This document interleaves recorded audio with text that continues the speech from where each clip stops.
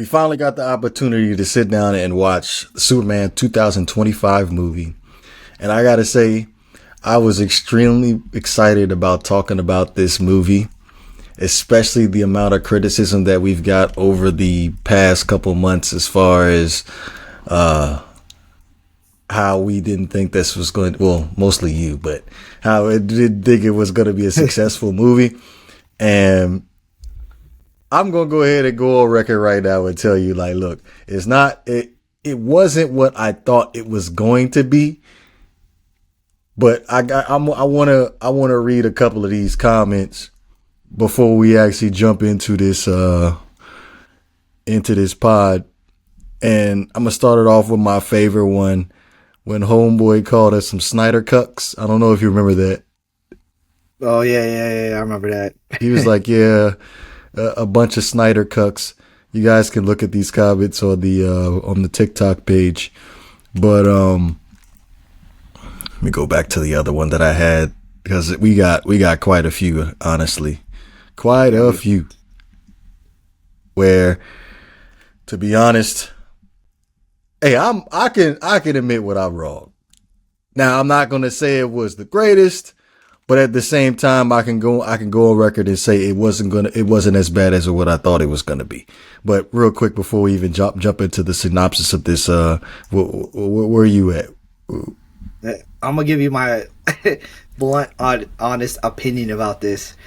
I didn't like it. I did not love this movie. I'm not hating on it. I'm going to be very honest with everybody about this film. Walking in here, yes, I did go in here with not some negative thoughts, but I just didn't think it was going to be as good as everybody put it out to be.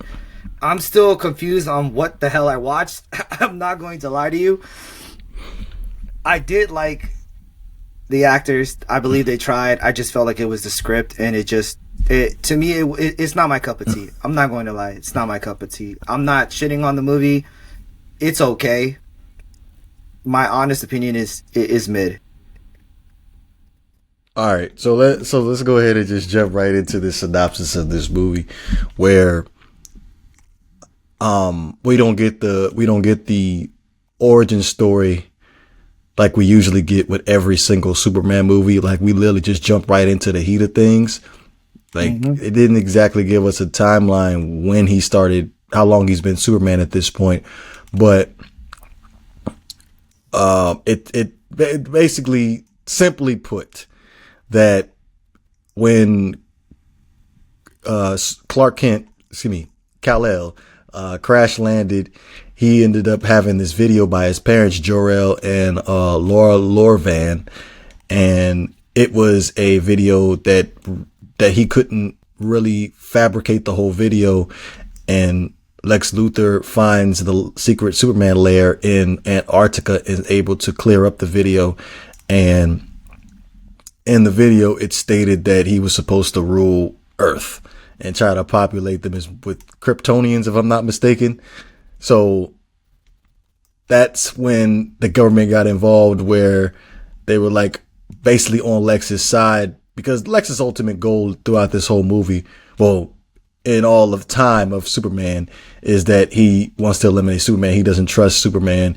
He doesn't trust aliens in general, which, to be honest with you, he kind of does have a point. Him and Batman has some pretty similar similarities as far as their thought process, but I feel like Lex Luthor is probably a little bit more half-cocked, if that's the right word I want to use. And Lex Luthor comes up with this master plan where he hires Rick Flag, the Baravian leader, and basically tries to take over, distract Superman, and to put out this propaganda that Superman is this uncontrollable weapon where he could basically destroy us at any time. But I want to say this first about this plot, because the whole time when we're sitting down, we're watching this movie, and this is where the script is a problem for me. If you're just going to send Ultraman to be a distraction for you to enter his lair, just to get the okay from the United States government to eliminate Superman, you could have basically just sent Ultraman to kill him on sight because it seemed like he was murking him in the first place. So that's my biggest, that's probably my only issue that I have with this movie is the fact that you could have killed him anytime you wanted to. You basically had all his moves down packed, and the movie dragged out where, oh, we want to humiliate him too at the same time. Like, that's the typical bad guy thing. Like, we're going to go ahead and tell you our masterful plan. Ha ha, I got you all tied up. You are now worthless and vulnerable. Or now I'm just going to rape your girl and I'm going to sit there and destroy your city and I'm going to let you watch. Like, that's basically what it was to me. uh I don't know, bro. Like, going in here to see him, like, already everybody knows who he is. It did give that Matt Reeves, Batman vibe. Uh, I I don't know. Lex Luthor just seems he was just this rich, spoiled little brat that just hated metahumans, and he really had a.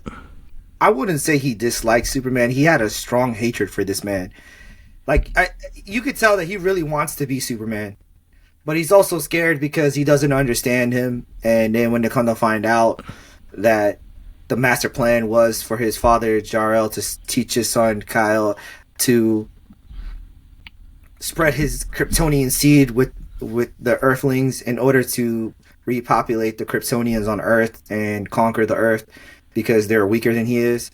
That's something new. That's pretty crazy because I don't think that happened in the comics. I'm not 100% sure, but don't quote me on that.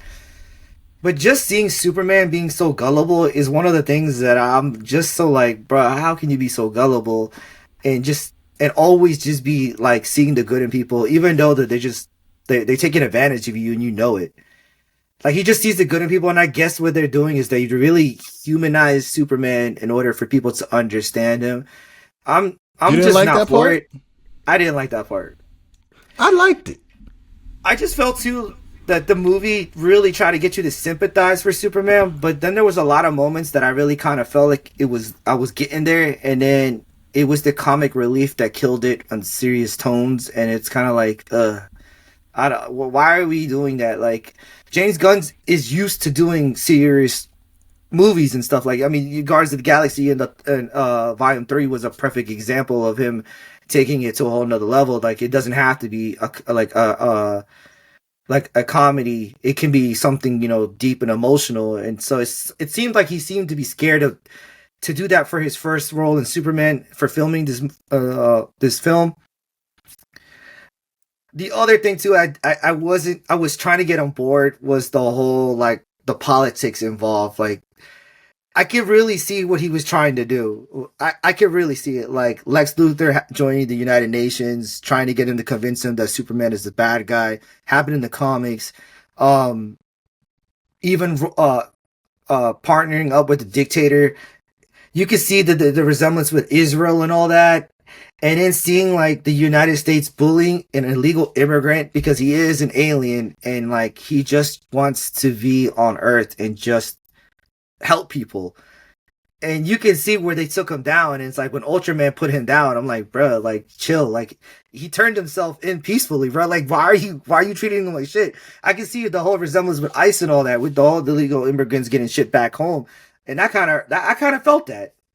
I was like, that was deep. But I didn't really think about that part, to be honest with you. That is pretty freaking deep, in which I feel like that's kind of what made Marvel, when they made their movies, so good and relatable, because it tried to do something to connect it to what we go through now in the 21st century. And now that I'm thinking about it, James Gunn did a phenomenal job implementing that with the, like you said, with the ICE thing. Yeah, like, referencing the real life situations going on and, like, 2025 and all that is pretty deep.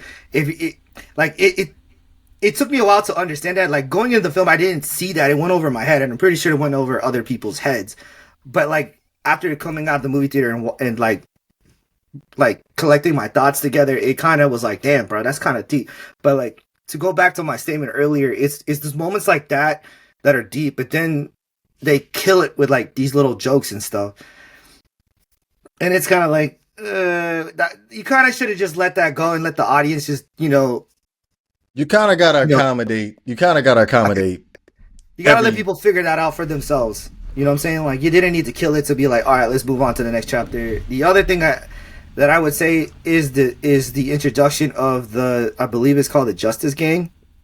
Mm-hmm. I don't know, maybe it's just me. I did reference a lot of stuff. I see the similarities. Like, I did feel like that was like a Guardians of the Galaxy type of vibe right there. Is it just me? I didn't really like that element of the Green Lantern movie. just seemed like he was a prick. He kind of reminded me of Star-Lord. The Hawk Girl kind of reminded me, giving me like Nebula vibes, and what was his name? Mr. Terrific. He just seems to be who can I? He kind of seems like he's kind of like Rocket with his personality. I didn't really like the Justice Gang. I didn't like the Justice Gang in this movie, to be honest. I feel like that was probably the worst part of the movie. Yeah, it just, like I said, to go back to what I'm saying, I just feel like there was a lot of serious tones in this movie, and it just gets killed or overshadowed by the comedic relief by certain characters, and it just also too, like, I could tell for people who are non-comic book readers, they're not gonna know who a lot of these people are. I mean, yes, we got Green Lantern before Ryan Reynolds, so we don't talk about that, but Guy Gardner was pretty funny. I did like his character. I mean, he was a total douchebag. Hawk Girl, I didn't understand the point of why was she in this movie whatsoever. I mean, I believe she probably got, like, maybe 10 minutes of screen time. She didn't do much talking. I think when she had, like, 4 or 5 lines. So I didn't understand that. And then also, Mr. Terrific was amazing. I liked him. He was cool. But a lot of people don't know who he is. I'm not a fan of Mr. Terrific. I feel like he's kind of like the odd man in this movie. But I can respect the fact, okay, you're going to give a brother some love in the movie. I can respect that. But I just felt like he was just weird for him to be in the movie. Also, too, like, is it just me, too? Like, this movie was, I could tell this movie was really targeted for kids, bro, because the whole PG-13, yes, there were some adult themes in this movie, a lot. Mm-hmm. But it really, I could tell it could go over kids' heads because they don't understand what we understand as adults. But also, too, like, the whole him saving everybody, I'm not for that, bro. Realistically speaking, Superman ain't saving everybody, bro. He ain't Jesus Christ, and Jesus didn't even save everybody. So that's another thing I had a pet peeve, bro. Like, him saving the squirrel, like, bro, you should, like, what's going on here with, like, the whole kaiju fight and all that, and then having the Justice Gang going in there and just, like, wrecking everything, and everybody's applauding them. Like, bro, you do know that this man, if it wasn't for Superman, half y'all people would be killed. Because these people weren't even caring. They just were just like, oh yeah, we're here to save you guys. Oh yeah, get out the way. Oh snap. It's about the building's about to collapse. And Superman's over there like, yo, bro, what are you doing? Like, I'm trying to peacefully disarm this monster so nobody has to get hurt. Oh man, it's part of the job, man. Shit happens. I'm like, damn, bro. A bunch of assholes, but yeah. It's funny. I think him saving the animals and going out and doing the most, trying to save everybody. I feel like I like that aspect of the movie where, okay, cause I'm a very neutral Superman person where growing up, I really didn't watch a lot of Superman. Like, yeah, when they came out with the, World's Finest, was it the World's Finest where they had on the WB, where they had Batman and Superman share like an hour's time slot? You remember what that was called? Oh, yeah. I believe you might be right for World's Finest. Yeah, so I sat down and I watched that, but growing up, I saw Lois and Clark's. I saw the Christopher Reeve, a lot of Reeves going around here. Yeah. Christopher Reeve, Superman. The GOAT.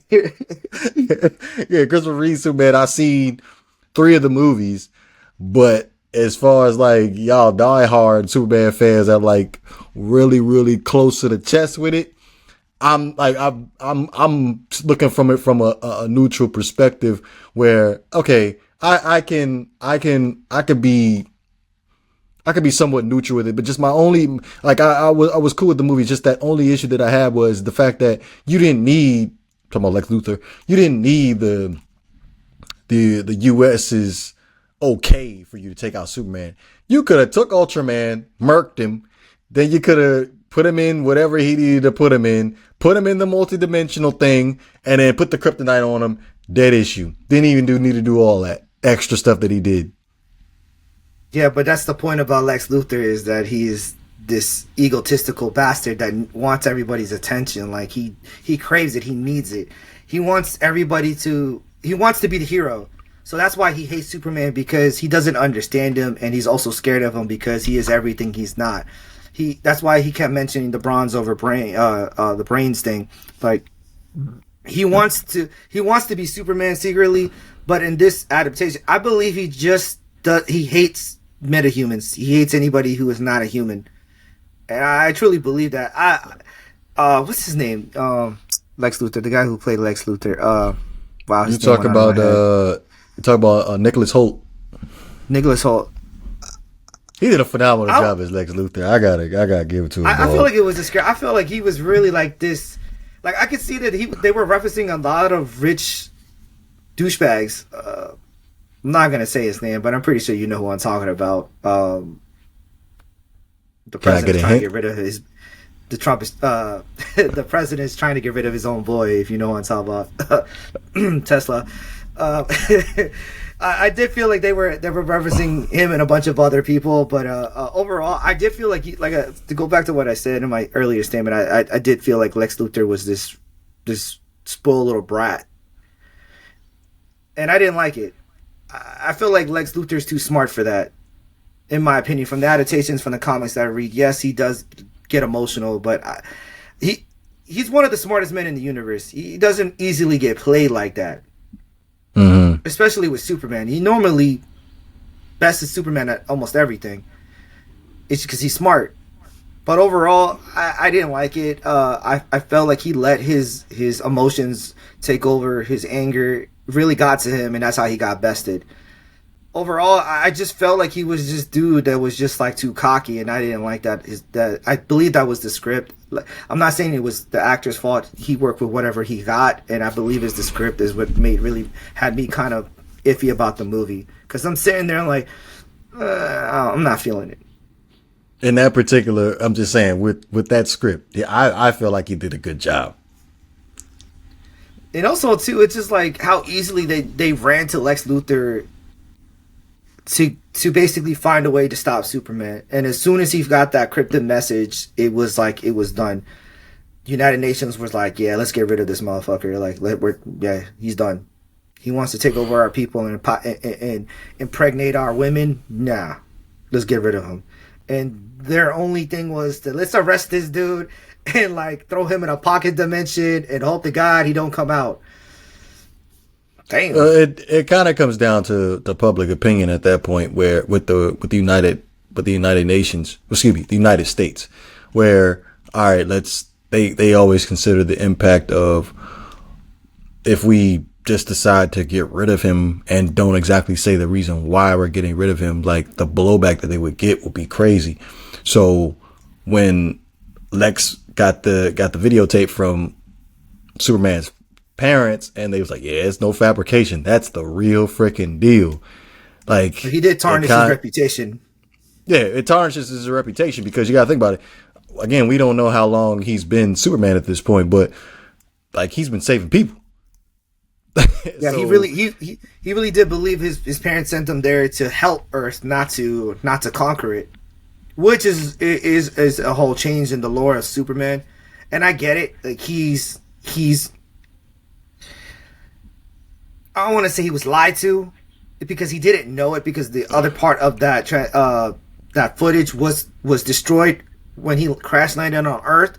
So he always made this second half of that footage up in his mind, which caused him to be that person, because he had parents that raised him, that were humble and that were good people, which made him a good person, and that's why he is the way he is.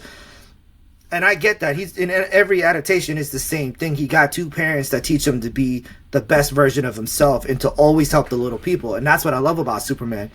But the one thing I didn't like about, I felt like this Superman was just too gullible, bro. Like he just believed that everybody is this nice person, no matter how many times they shit on you. And I could understand that to a certain extent. But with me, I guess I'm just so used to DC Comics being so dark with their tones, and I'm just used to it. Maybe it's just me. Maybe I gotta go back and rewatch the movie again, and maybe I'll get a second opinion. I'm not trying to shit on this movie. I really personally, I'm not saying it's my favorite Superman. But what's his name? The guy who plays Superman, David Corenswet. He did a pretty good job. I thought he was okay. That motherfucker was tall. I was like, damn. Like, that's Superman right there. There was a lot of things that I did like that they reference. It did feel like it was Smallville from the WB. If you ever watched that, it did feel like it was referencing that, and a lot of Christopher Reeve's Superman, because definitely you could tell that they were referencing a lot about that movie. I could see it, the way he looked, the way he talked. The one thing I am going to tell you is that I don't know what's with the DC thing. Like, okay, yeah, we're skipping the origin story. Cool. We know most people should know the story for the superheroes and all that. Batman included and Superman. I don't need that. Spider-Man too. The other thing I'm starting to notice is that we're not getting these secret identities. And I can't tell you if David did a good job as Clark Kent because we didn't get too much time with him. That's my favorite part. I was just about to get to that. That's my favorite part. Because you got to play both versions well, bro, and that's important because as we know from the last adaptations of the DC universe, there's some actors that didn't do both. Mm-hmm. It was just okay. Ben Affleck, they just do too much talking when you have too much time in the secret identity. Like you think about it, it plays a big part in the story, though. I get it, but as far as this being the first movie, like you look back at the Matt Reeves Batman movie, you had more time as Batman than you were Bruce Wayne. And going back to the Man of Steel, look, bro, I'm sorry, that movie was boring to me because it was just had like just too much going on with it as Clark Kent. And I'm like, yo, can we just get to the part where he just becomes Superman and then we can just go from there? But then I feel like for us to start this thing off, like less Clark, more Superman. That's cool. I guess you. I'm not hating. I'm just saying. I'm putting it out there. Like Matt Reeves, we didn't have too much time with Robert Pattinson's Bruce Wayne, which I was cool with it because we get too much Bruce Wayne on a lot of Batman movies, and I just want to see Batman, bro. I just want to see him on just nothing but Batman, bro. As soon as he puts the suit on, that's a wrap. It's a wrap. With Superman 2, I did like his portrayal as Superman. I just don't like the whole like I'm gullible. Corenswet. You're talking about Corenswet. Corenswet's Superman. I just didn't like that his character as Superman was just so gullible. Like he just believes that everybody is good. That's just me. But I like Henry Cavill, bro. I like how dark the movie was, bro. Like I love how you saw him grow up, went through his trials and tribulations, how he was learning his superpowers, and then as soon as he meets Zod, he was put in a tough predicament. He wasn't able to save everybody. He realized that as he was Superman, and then on top of that, he had the hardest decision to make. To save the people that he could save by killing his rival, or not killing and then losing the very people you were protecting. And he made a hard decision. And that's what I like about those type of movies. And I can see the difference between James Gunn's Superman and Matt Reeves' Batman. It's a complete night and day. And maybe just because I'm starting to see it, because this movie did remind me straight like a comic book adaptation, but in live action, like straight comic. Like it feels like this is like Superman the animated series, but in a live action. I'm not gonna lie to you. It did feel like that. That a good thing or a bad thing? I don't know. It depends on who you're asking is the fans. For me, I'm still, like I said, I got to go back and rewatch it. Like maybe I just need to refresh in my memory, or maybe I'm just still in denial. I don't know. But overall, I mean, it's not a bad thing.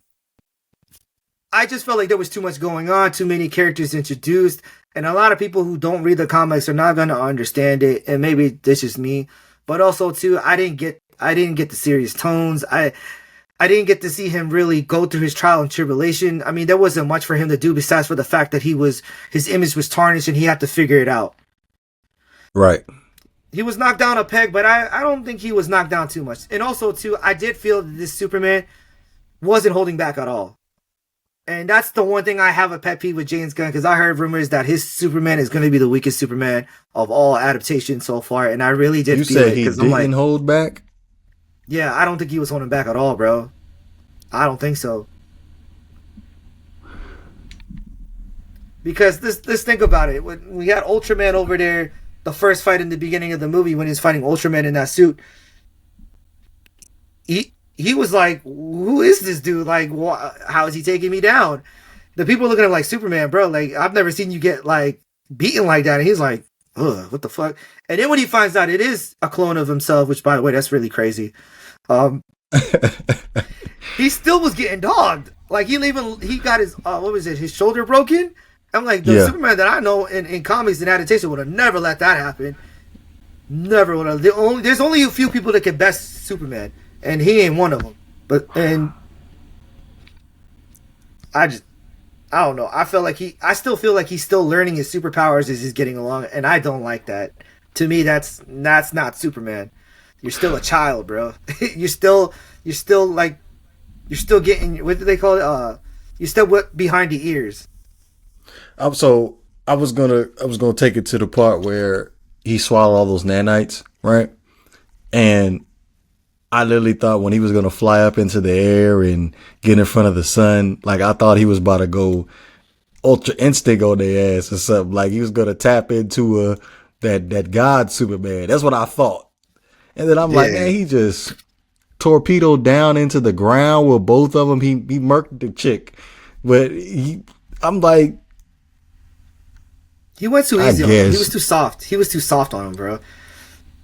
And that's the part too where I'm kind of sitting there like, bro, he doesn't even need oxygen to live, bro. This man is just sitting there like, just me just go into space and hope to God the nanites will fall out.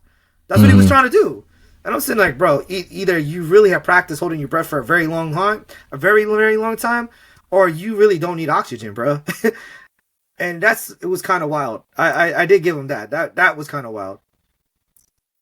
So let's get to the clone. Where you think what you think about that? I believe it might be Bizarro. Which is a completely different change in the comics because Bizarro was a clone, but that wasn't the version of. There's multiple versions of clones of Superman, and that's not one of the origin stories. So I believe they took somewhat of Ultraman's the name, and then mixed it with Bizarro's origin, which is pretty cool. I'm cool with it. Okay, so it's a strong possibility we may end up getting a sequel where we end up getting Bizarro involved into it. Yeah, because I was kind of hoping the Ultraman was going to be an alternate version of Superman, not a clone. Mm-hmm. I'm pretty sure if you remember, it was in the animated series. In the Justice League animated series, Justice Unlimited, they found another dimension of the Justice League. They came over there. And it was Ultraman and a bunch of other alternate versions of themselves, which I believe they were called the Crime Syndicate. Batman had like the gray suit on. I think he was Owlman. Okay, that's okay. There were two different. That was a movie. That was a movie. Yeah, that was Owlman. Yeah. Owlman, Ultraman. Yeah, the Owlman was a different. That wasn't Unlimited. That because I remember that one particular scene in that episode where what's his name? Batman, Flash and Batman was captured, and they were trying to save the Flash. Stopped his heart, and the Batman that captured him, he was trying to save him, and then that's how they was able to trick him. Yeah, it was wild. Right, it was a good movie too. Yeah, so Crypto. We didn't touch on Crypto because I feel like he was like one of the main the main elements of this movie where Superman probably wouldn't have saved the day without Crypto. Facts. I'm a sucker for dogs, bro. I'm a dog person, so I think he stole the show. Yeah, he's definitely sold the show, and again, it made the non-Superman fan, the casual, the people that just going into the movies just to go see the movie, it got them involved into the movie. Well, got their attention throughout the movie, where we had the constant Crypto appearances, and he actually was making an impact throughout the whole movie. When I saw the trailer, I just thought, all right, we about to just see him for like maybe 5, maybe 10 minutes, and then you go ahead and go sit in your cage. But he was there though throughout the whole movie. Oh yeah, and I did like that part, bro. And I did like what he did to Lex Luthor at the end, bro. That reminded me of the whole tossing around Loki with Loki from the first Avengers. Yeah, I was like, damn, bro, that dude Crypto did not hold back, bro. That man, as soon as he put that finger on my man Superman, he was like, oh, hell to the no. And just started tossing that man, yo. I was like, Jesus Christ, like a chew toy. Just one across the room, like, Jesus Christ, bro. So, all right, so we got, was it the first post-credit scene? That was with Kara. Kara comes, right? Oh, yeah. And she was like, where's my dog? And she takes Crypto back. But is it possible we're going to see a Supergirl?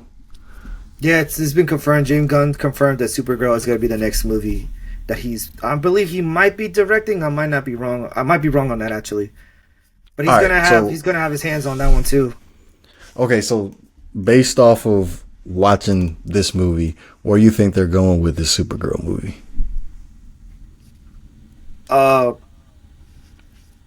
They're going to do a Supergirl movie based off a comic that she did. Jesus, I forgot the name of it. I believe it's called Woman of Tomorrow. Is that like an off-world type of movie, or? No, it's kind of actually like it's like a really deep movie. Hold on, give me a second. Yeah, Woman of Tomorrow. Okay. So it's basically somewhat of an origin story.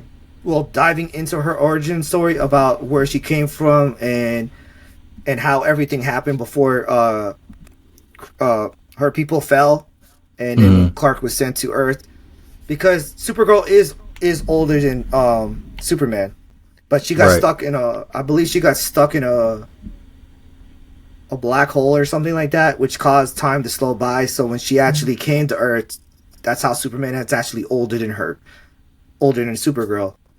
Mm-hmm. So I could see a possibility that they adapt this comic book World of Tomorrow, where I believe that the reason why she came back drunk, because like he stated earlier, that a yellow sun, since they're in a planet that has a yellow sun, they cannot get drunk because they have superpowers. But on a red sun, they lose their superpowers and they can get drunk. They can get inebriated. I believe she's probably partying because she's going through a lot of stuff, like a lot of PTSD. And I think we're gonna get somewhat of like an origin story about her people and how the planet fell, and she's probably gonna have like memories of it, and it's gonna bug her, and it's probably why she's partying and stuff. Maybe, who knows? Because in the comics, that's what basically was about, like the final days of Krypton, and how her people were dying from a plague, and then war happened, and then famine happened, and then their planet got destroyed, which caused her to end up crash land on the Earth with her cousin. And then it's her struggle of trying to figure out how to find herself, and Superman ends up helping her to teach her that there's another way instead of just being depressed. So I can see them adapting that. Can we possibly see her going to train with the Amazons at some point? I would like to see that, because that was a pretty cool storyline too. And also it's confirmed that Jason Momoa will be coming back to reprise not reprise, but to come back as a different character in the DC universe. Lobo. Oh, to play Lobo. Yes. I'm kind of excited for that. So we see where it's going to go. I mean, we'll see how it goes. I mean, I'm not hating this universe. It's just the beginning, bro. The one thing I really did enjoy going in the movie theater was watching John Cena in this movie. It was like 2 seconds. Well, I mean, if you watched The Peacemaker, you would probably understand what he was doing there, because technically he's not from that universe. I guess I gotta watch the Peacemaker movie. You got to, because he's actually from the DC Extended Universe, DCEU. I thought Peacemaker was a TV show. It is a TV show. You gotta watch So it's the not a first movie. season, bro. It's not a movie. It's a TV show. The second season's about to come out. They're about to explain how he ends up from the DCEU to the DCU. Because that pocket dimension that Lex Luthor has, it's also from John Cena's Peacemaker. Oh. But it's also crazy, too, how Lex Luthor got that pocket dimension, too. Because he's playing with fire, bro. Oh, yeah, don't tell me anymore. I'm going to sit down and have to watch that. No, but I'm only going to talk about what was based on the movie, though. Like, okay. It's a pocket dimension where it's multiple worlds into one dimension, but it's inhabited by a black hole. So when he reactivated the tunnel after he had that fight with Ultraman, he was gonna cause and create a black hole. That's what caused that rift inside the dimension, which ended up going to Superman's home town, Metropolis. Okay, so speaking of that, so the other post-credit scene, the crack, I didn't get it. Don't even ask me either. I didn't get it. I didn't understand it. I didn't understand what was the point of that. Maybe it was something that went over our heads that they said earlier in the movie, because I didn't understand that. Okay, I know you don't have any hypothesis or theory that you may have about it. No, it's still eating me up, because I'm like thinking like it can't be this difficult to understand what they were talking. Unless he was messing with Mr. Terrific and telling about, well, you're one of the smartest dudes I know. Can't you just fix it with one of your technology or something? Because he did take it personally. And I'm sitting there, well, why are you getting mad for? And Superman just answered, well, I guess I was being a douchebag. So I'm like, I don't know. Oh well, I guess time will tell. We'll figure that one out a little bit later. But how you feeling about the start of this new? How I feel? It feels yes. like there's some hope. There could be some hope. Scale of 1 to 10. How much hope there is? Like how much hope do I believe that this universe has? Yeah. It's still too early, but I'm gonna give it 50. I'm gonna give it 50-50. 5 out of 10. 5 out of 10? Not yeah. We still have to wait to see how the other movies come by, how the other movies transition in this universe. You know what the next movie's supposed to be? I believe it's supposed to be Supergirl. Oh, we going back to back. I believe so. The only other thing I know that's coming up next is Peacemaker Season 2, which is also part of this universe, and then I believe Supergirl. And then I think they might be making... I know they're supposed to be making a Green Lantern TV show, and they're supposedly supposed to be making a Wonder Woman TV show. That's a conversation for a different day, but... yeah. Overall, what you think about the villain, though? We ain't talking about that. About Lex? Well, Lex Luthor, Ultraman, what's her name? Damn. Was it the engineer? The engineer? Yeah, the engineer. The engineer. To be honest with you, she's just a henchman.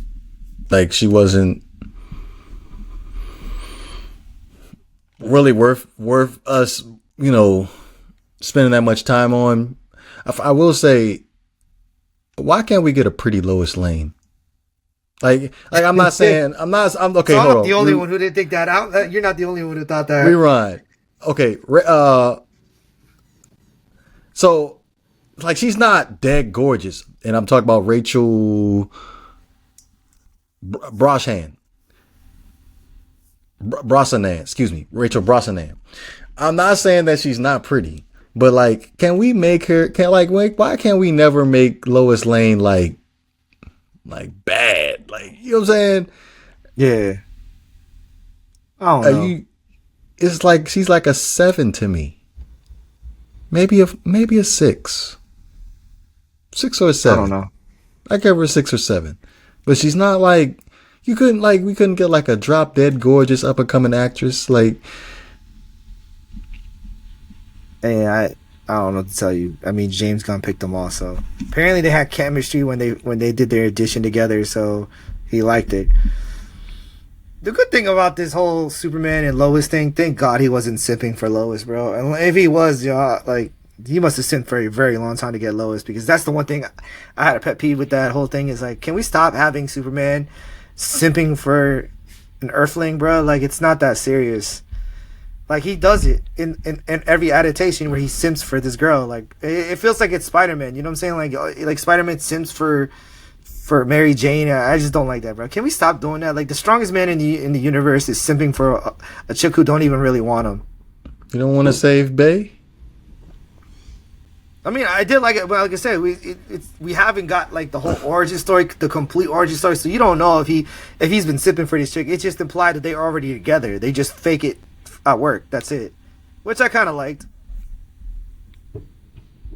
All right, last thing before we close this thing out, the suit. Where we at? Because I'm gonna tell you, I'm gonna give it a 2. You're a better man than me. 1. The trousers does it for me. I supposedly James Gunn wasn't gonna let him have the underwear, but I don't know who chose that. I'm like, why couldn't you just make it look like it was part of the suit? Just like it just really can tell you just took some booty shorts and like some shorts and you just cut it up into booty shorts. Some, it's like, yeah, some briefs and got some red briefs and put the briefs on. I'm like, dude, like, why does it look like that? I don't know. So you said nah. That's a no. We're both in agreement that this is a no for the suit. Please get a new suit, a new one. Like work on something different. Oh, that's funny.